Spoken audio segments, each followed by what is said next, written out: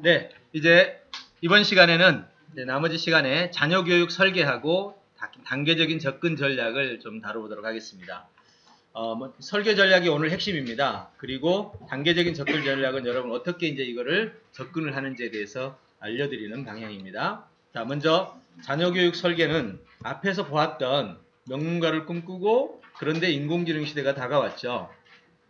이러한 교육에 있어서의 인공지능의 역할, 진로에 있어서 인공지능의 역할들을 잠시 보셨어요. 그래서 그걸로 인해서 나타나는 영향이 인간의 삶의 가장 중추가 되는 경제, 그 다음에 건강, 그 다음에 역량, 이 세 요소가 지금 엄청난 타격을 입고 있습니다. 다행히도 우리에게는 기술로 인해서 우리의 생계가 해결될 수 있는 전망이 있어요. 또 국가는 거기에 대한 대안으로서 지금처럼 하지 않고 기본소득제라는 정책을 쓰게 될 겁니다. 이번에 벌써 국회의원 선거 때 나왔죠. 예, 기본소득제 만들자라는 벌써 제안이 나왔어요. 사실 제가 이제 이번 대통령 선거 때 이 제안을 구체화시켜서 보내려고 생각을 하고 있거든요.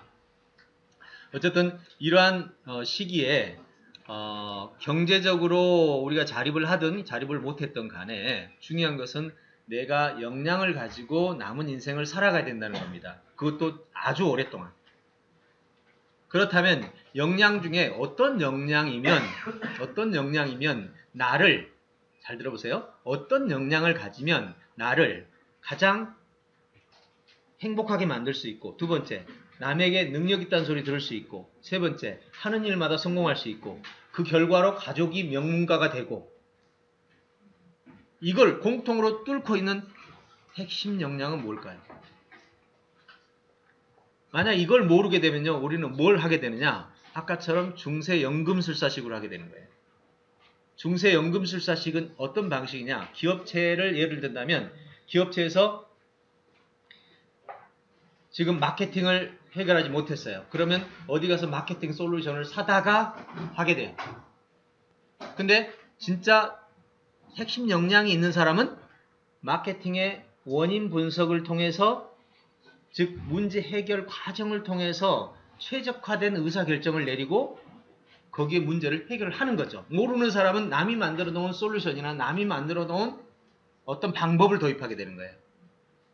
아는 사람은, 즉 역량이 있는 사람은 자기에게 맞춤형의 솔루션과 방법을 찾아내는 거예요. 굉장히 큰 차이예요. 이게 바로 핵심 역량이죠. 그래서 이 핵심 역량을 여러분이 가지시고, 여러분이 부모님 입장에서는 최소한의 것은 알아야죠. 그리고 두 번째, 어떻게 핵심 역량을 개발하는지에 대해서도 알아야 됩니다. 현재 저희 꿈의 학교, 올리온스쿨 같은 경우는요, 부모님이 학교를 보내려고 하면 제일 먼저 부모님을 이 교육을 시킵니다. 부모님이 안 하면 아이를 안 받아요. 어차피 이 아이 어떤 일이 벌어지는지 아세요? 아이를 가르치고 있으면 부모가 봐가지고 이거 이렇게 하면 안 되는데 이러고 있어. 진짜 교육인데. 예, 본인이 알고 있는 교육과 다르니까. 그래서 부모가 배우지 않으면 아이를 안 맡아요. 왜? 부모가 알아야 집에서 아이가 하고 있는 일들을 보고 이게 뭐 하는구나 라는 걸 알아서 지원이 가능하죠. 이건 아닌데 라고 생각해버리면 벌써 태도가 달라지게 되거든요. 이런 것처럼 여러분이 이 핵심 역량이 무엇인지를 알아야 되고, 그거를 여러분이 스스로 운영할 수 있어야 되고, 자녀에게 방향을 제시할 수 있어야 돼요. 그래야만이 여러분이 오늘 설계를 할 수 있습니다. 그래서 오늘은 사실 여러분에게 설계를 가르치는 시간은 아니죠. 자, 여러분, 저하고 3년 동안 제가 피아노를 여기서 가르치면 3년 후에 피아노 칠까요? 여기서? 여기서는 못 치지. 피아노는 자기가 쳐야 되는 거지. 치고 있을 때 선생님이 방향을 잡아주는 거지. 여기서 들어가지고 배울 수 있는 게 아니잖아요. 설계도 마찬가지입니다. 그래서 그런 설계라는 관점에서 들어봐 주시기 바랍니다. 크게 첫째는 자녀 교육 설계를 하려면 제일 먼저 알아야 될 게, 미래 교육은 어떻게 가지? 두 번째, 교육 설계는 어떻게 하는 거지? 교육 설계 절차는? 기술은? 최소한 이 정도는 알아야 되겠죠. 근데 사실 이거는 굉장히 양이 방대해서 현재 이따가 알려드리겠지만 6시간짜리 실제 설계 훈련 과정을 지금 만들어 놨습니다. 그럼 6시간짜리 설계 훈련에서 직접 설계를 해보는 거죠. 내 자녀를 대상으로, 나를 대상으로 설계 훈련을 해보고 가야 됩니다. 자, 하나 물어볼게요. 재미난 질문입니다. 여러분이 선생님으로서 학생들 가르치는 경우도 있을 겁니다. 3일간 아이들 데리고 캠프 가면 3일간 아이들 데리고 캠프를 가면 선생님으로서 제일 먼저 하는 게 뭡니까? 가기 전에. 캠프 가니까 3일 가는 날 그냥 야 와라 하고 데리고 가버립니까? 그 전에 뭐 해요? 기획을 해야지 당연히. 3일 동안 커리큘럼 나와야 되고 그렇죠. 순서 진행해서 진행 단계별로 누가 하고 다 나와야죠. 이거 안 하는 사람 있어요? 없죠. 정상 캠프라면 없습니다. 가족여행이라면 괜찮아요. 근데 정말 재미난 이제 비교 질문을 하나 드리겠습니다. 여러분은 100년을 삽니다. 100년 살면서 계획서가 있나요? 3일간 캠프를 가도 계획서를 세우는데 왜 우리는 100년을 살면서 계획서가 없을까요?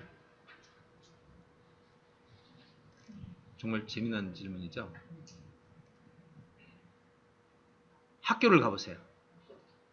학교를 가면 학교 하나 운영하는데 아니 캠프장도 좋고 아니면 학원도 좋고 학원 가면 솔직히 학원 한 달 다녀도 학원 가면 뭐 있어요? 커리큘럼이 있고 그죠? 어떻게 가르친다, 어떻게 효과를 낸다, 누가 가르친다, 문제가 생길 때 이렇게 한다, 매뉴얼 다 있거든요. 여러분 100년 아니라 10년만 산다고 칩시다. 근데도 우리는 없어요. 왜 제가 이 말을 한지 알죠? 우리의 가정에는 설계도가 없어요. 가정을 딱 벗어나는 순간 어디를 가든 설계도 없는 데가 없거든요. 맞나요? 설계도 없는 곳이 있어요? 그 사업 망하려고 작정했지? 왜 이런 현상이 벌어질까요? 너무 신기하지 않아요? 지금 생각 안 해봤죠? 아니 이럴 수가 정말 그러네? 아니 옆에 사업장만 가도 다 계획서라는 설계도가 있는데 왜 우리는 이러지? 네, 이게 바로 우리가 지금처럼 사는 이유입니다. 최소한 회사 하나를 만들어도요. 사전 계획서를 다 세우고 가죠. 계획서를 안 세우는 사람은요. 오랫동안 그 분야에서 일해가지고 머릿속에 설계도가 있기 때문이고요. 그런데 그런 머릿속에 있는 설계도만 가지고는 세상을 대응하기는 어렵습니다. 자, 그래서 우리는 자녀 교육을 이제 제대로 하기 위해서 아니 그냥 지금처럼 살려면 안 해도 돼요. 우리의 미래도 지금처럼 될 거니까. 근데 명문가라는 목표를 세운다면 여기에는 더 이상 예외는 없습니다. 명문가를 목표로 삼는다면 당연히 설계도가 있어야 되죠. 자, 설계도를 가지기 위해서는 제일 먼저 하는 게 상황 분석입니다. 미래 교육은 도대체 어떻게 진행이 될까? 자, 교육 배경부터 보겠습니다. 인공지능 사회의 필요 역량으로 바뀝니다. 바로 이런 것들이죠. 농업사의 역량, 신체 노동입니다. 산업사의 산업화 기계 활용입니다. 정보사의 정보 활용 역량, 인지사의 인공지능이죠. 인공지능 활용 역량입니다. 자, 그렇다면 인공지능 활용 역량이 어떻게 하는 거냐만 알면 돼요. 제가 초반부에 얘기했습니다. 인공지능을 활용하는 방법은 말은 간단해요. 목표와 현상 사이에서 생길 수 있는 모든 가능한 경우의 수를 다 순위로 나눈 다음에 하나씩 질문을 통해서 인공지능에게 수행하게 만드는 거예요. 이게 바로 우리가 가야 될 방향이죠. 그래서 교육 목표는 인공지능을 다루는 핵심 역량을 개발해야 되는데 이 세 가지가 바로 요겁니다. 주도, 인지, 인성. 현재 인성 같은 경우는 저희가 개발된 내용이 있어서 다음 29일 날이 인성입니다. 29일 날 인성 교육인데요. 아마 제가 손을 댔다면 그래도 이전과는 다르게는 합니다. 현재 학자들이 개발한 이 예측 모델이 있는데, 감정 예측 모델이 있는데 세계 최초로 3차원 감정 예측 모델을 창안했습니다. 다시 말해서 어떤 상황에서 이 사람이 어떤 감정을 나타낼지를 예측이 가능하다는 거죠. 네, 그래서 새로운 인성교육의 한 그 방향을 뚫은 상황입니다. 이걸 다른 말로 인지적 인성이라고 부릅니다. 네, 간단하게만 얘기하겠습니다. 인성이란 인성이 먼저가 아니라 인지가 먼저라는 겁니다. 이론은 간단합니다. 여러분이 어떤 감정 상태, 분노와 공포와 무슨 상태가 됐든 간에 인지가 작동하기 시작하면 인성이 바뀝니다. 자, 사례를 얘기해 볼까요? 지혜씨가 길을 가다가 갑자기 앞에 무서운 형상이 나타났어요. 공포감에 떨었습니다. 근데 알고 보니까 종이장이었어요. 밤중에. 그 순간 인지가 되는, 사실을 인지하는 순간 그냥 감정은 그냥 가는 거죠. 지혜씨가 어떤 회사에 출근을 했는데 사장이 너무 잘해주다가 갑자기 3개월째부터는 막 세수물 떠오는 것부터 말도 안 되는 막 심부름을 3개월간 시키는 거예요.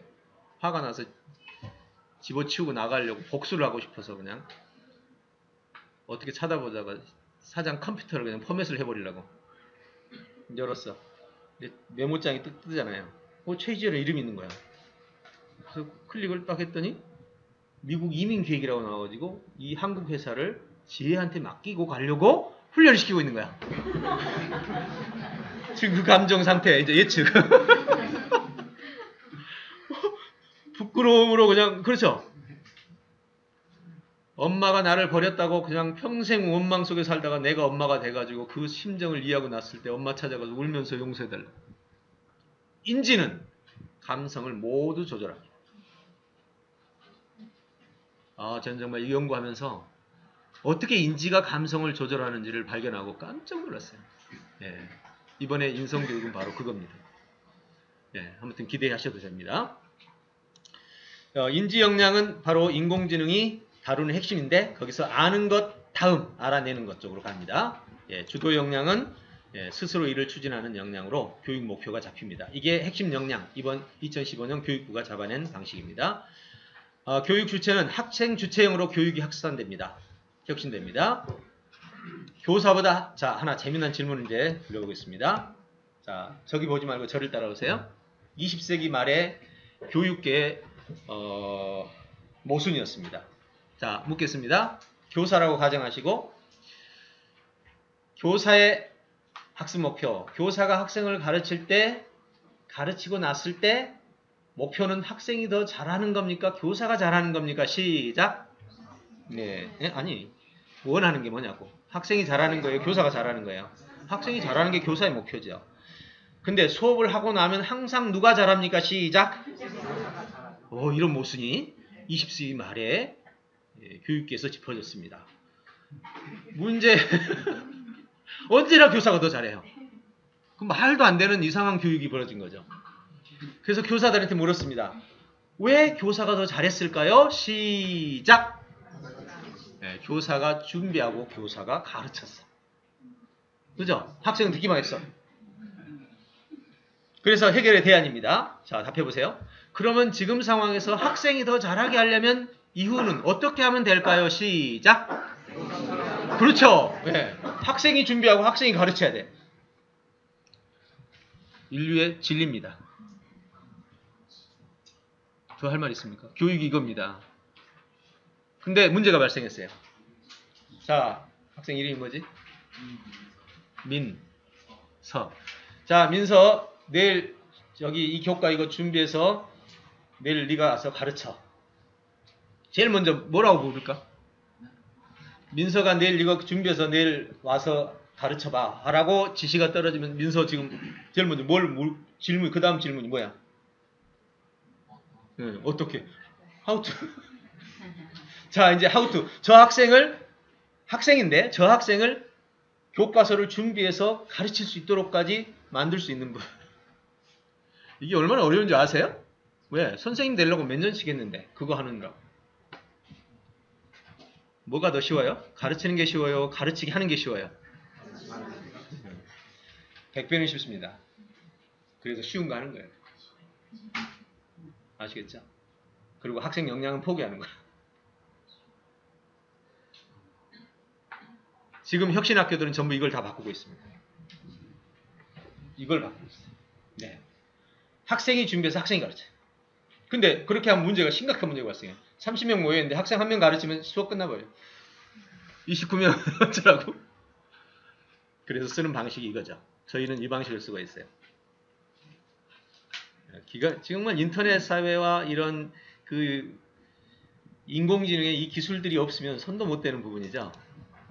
수업하다가 바로 민서 지금부터 시작해. 그러면 민서하고 짝이 된 학생들 둘이가 이제 이렇게 바로 수업 중에 자, 시골에 계시는 엄마가 서울에 오면서 내가 좋아하는 바나나를 사오셨다. 부산에 있는 형이 내가 자, 지금 이것을 자, 과제를 주는 그러면 순간 엄마랑 형을 학생들은 바로 둘이서 짝꿍을 맺어서 지금 사상으로 서로 가르치는 거예요. 예, 한 사람이 가르치면 한 사람 듣고 같이 또 둘이 토의하고 시간 5분 딱 주면 5분 동안 이거 2분이죠. 2분 22초. 수업하던 중에 다 화상이니까 지금 원격에 다 있으니까 자 지금 이거 문제 풀이니까 이 문제를 둘이씩 짝을 지어서 서로 영상을 찍어 하면 한 사람이 가르치고 한 사람이 듣고 또 한 사람이 피드백하고 그럼 두 사람씩 15조로 나눠져 가지고 하고 영상이 그대로 주르르 올라오죠. 영상 클릭해서 탁 보면서 문제점 탁탁 보여줍니다. 아이들은 말해, 들어, 평가해, 준비해, 가르쳐. 기가 막히죠. 야, 정말 이런 이 기술들을 우리가 왜 안 쓰고 있냐고요. 그냥 선생님이 얘기하면 학생들은 모두 다 조용히 듣고 제가 30살에 굉장히 중요한 결정을 하나 했습니다. 어떤 날이었냐면 EBS 기독교 방송에서 어떤 외국 강사를 초대했는데 제가 어떤 연루가 있어서 초대를 받았어요. 3박 4일을. 그래서 저는 이제 궁금하고 그래서 그 강사가 쓴 책을 다 읽고 연구하고 왔어요. 3박 4일 동안 죽는 줄 알았어요. 책보다 자세히 할까요? 강의라는 건 원래 그죠? 동기부여하고 이렇게 하잖아요. 와 3일간 앞자리 그것도 앞자리 앉혀놨는데 정말 어디 가지도 못하고 그날로 제가 지금까지 단 한 번도 강의를 가본 적이 없습니다. 20년이 넘었습니다. 그럼 뭐 했을까요? 좋은 강의 있으면 그 강의에 대한 책을 작게는 20권, 많게는 100권 사가지고 그냥 한 달에 그냥 훑어서 내 걸 만들었어요. 지금 제가 여러분 앞에 이런 다양한 주제로 강의를 할 수 있는 거는 그렇게 된 거예요. 궁금하면 500원. 네, 500원이 아니라 500만 원을 번 거죠. 이런 좋은 방법을 놔두고 나는 민서가 학교 안 다니고 궁금한 거 찾아가지고 책 사다 놓고 공부하고 가서 현장에 가서 실험하고 네. 세상에 이렇게 좋은 방법이 있는데 바로 이런 것이 현재 혁신 교육들의 모습인 것입니다. 저는 오랫동안 이런 연구를 했기 때문에 이런 걸 진행하는데 이제 두려움이 없죠. 맞는 걸 아니까. 여러분 부모님들은 무서워서 못해. 뭐 좀 결정해서 학교 안 다닌다라는 생각도 못하고 그런 것이 바로 우리의 모습이죠. 이제부터 교사의 역할은 뭐가 돼야 되느냐? 학생이 과제를 준비하고 와서 가르칠 수 있고 문제를 해결해서 사람들에게 지원해 줄 수 있고 이런 일을 해주는 거죠. 이 일은 사실 부모님도 할 수 있잖아요. 그래서 앞으로 초대형 교육 혁신이 일어나게 됩니다. 이젠 더 이상 여러분 이거 2014년에 대학 탈퇴율이 얼마인 줄 아세요? 16만 명. 이제 대학에 안 다닌대요, 학생들이. 부모님이 막 밀어서 보내놓으니까 이제 자기 철이든 학생들이 나 대학 안 다녀도 된다고 이러고 이제 16만 명이에요. 2009년에 9만 명이었거든요. 이런 파격적인 행보들이 지금 현재 벌어지고 있는 거예요. 결국 교육 주체가 그렇게 바뀌고 학생 중심으로 바뀝니다. 이제 학생이 해야 되는 거예요. 교사는 뒤에서 할 수 있도록 도와주는 거예요. 가이드입니다. 가이드. 티처가 아닙니다. 가이드. 그리고 못할 때 코치. 방향을 못 잡을 때 컨설팅. 교사의 역할은 동기는 티칭, 기술은 코칭, 상담은 컨설팅, 안내는 가이드. 이 네 가지 역할을 아이의 필요에 따라서 해주는 거죠. 이게 교사가 할 일이에요. 그거 부모가 제일 잘하는 거 아니에요? 왜? 연구는 어차피 부모가 하니까. 아니에요. 학생이 하니까. 여러분 부모님이 수학 문제 못 풀어도 돼. 부모님이 해줄 뭘 해주는 줄 아세요? 수학 문제 잘 가르치는 영상을 갖다가 주면 돼. 왜 부모님이 그걸 알아야 되는데. 학생들 선생님이 뭐라 그러면 이렇게 말하면 돼. 영어 선생님이 뭐라고 그러는 선생님 수학 나보다 잘해요?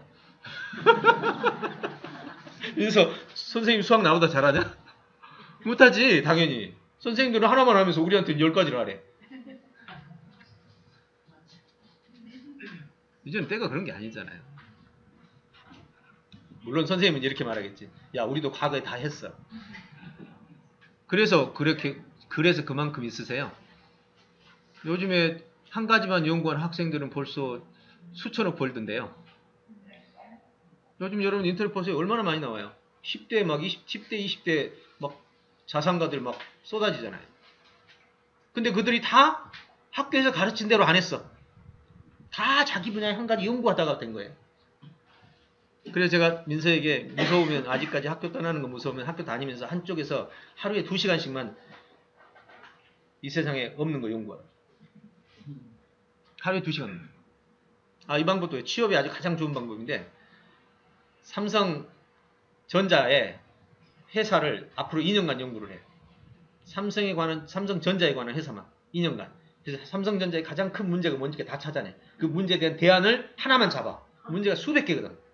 수천 개지. 수천 개 중에 아주 작은 거 하나 잡고 그거 하나를 1년을 연구해. 연구한 결론 포트폴리오를 사장단 앞에 딱 가서 브리핑해봐. 아마 고객으로 아주 최고 고객으로 모실 거야. 그쪽에. 이렇게 좋은 방법들이 있는 거예요. 문제는 연구를 못한다는 거예요. 학생들이 연구하는 법을 모른다는 거죠. 배울 줄만 알아. 저희는 올리언 스쿨 어떻게 하는 줄 아세요? 오전 수업 딱 마치면 바로 오후부터는 연구로 들어갑니다. 과제가 탁탁 나가요. 매뉴얼이 나가면 매뉴얼대로 연구해서 합니다. 하나 한번 보여드릴까요? 네. 이게 지난 4월 26일자 학생들이 직접 연구해서 제출한 리더십 훈련 기획서입니다. 팀별로 각자 만들거든요. 페이지는 17쪽이고요. 행사 일시, 행사 준비. 손 하나도 안 됐습니다. 학생들이 다 한 겁니다. 진행하는 게임의 순서들부터 시작해서 진행 방식,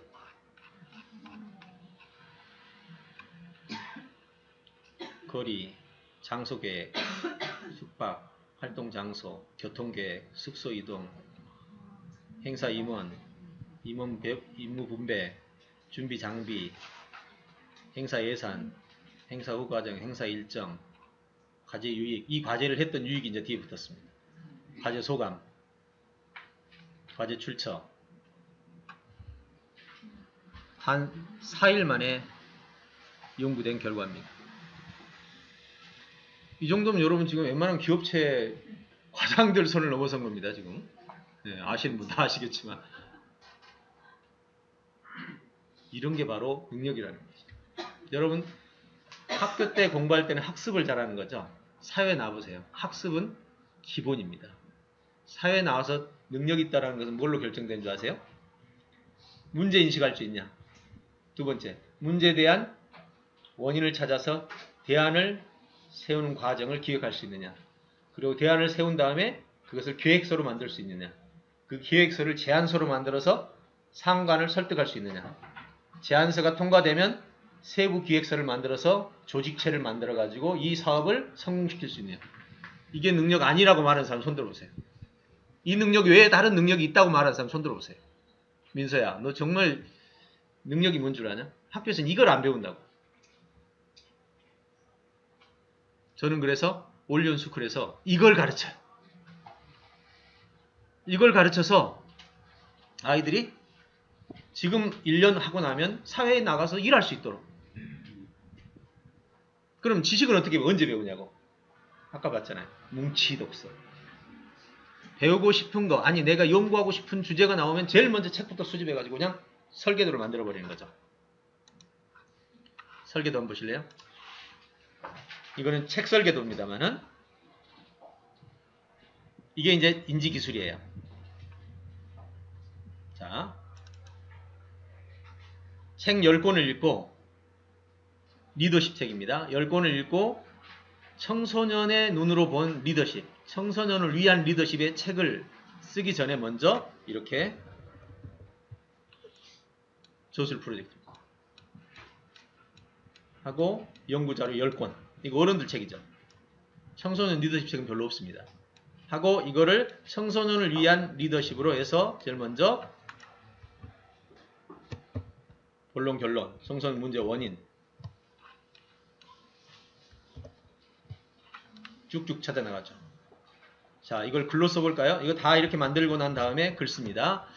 제1장 소론 청소년 문제 원인 제1절 청소년기 정의 청소년기는 사전적으로 모아 어린이가 성장하는 과도기적 시기를 말한다. 연령의 규정에 의하면 청소년 기본법 9세 24세 사회적 기준으로 만 13, 18세를 말한다. 유어로 본다면 질풍노도의 제2의 탄생 제2의 반항기라고 부른다. 그리고 이 친구가 쓴 글입니다.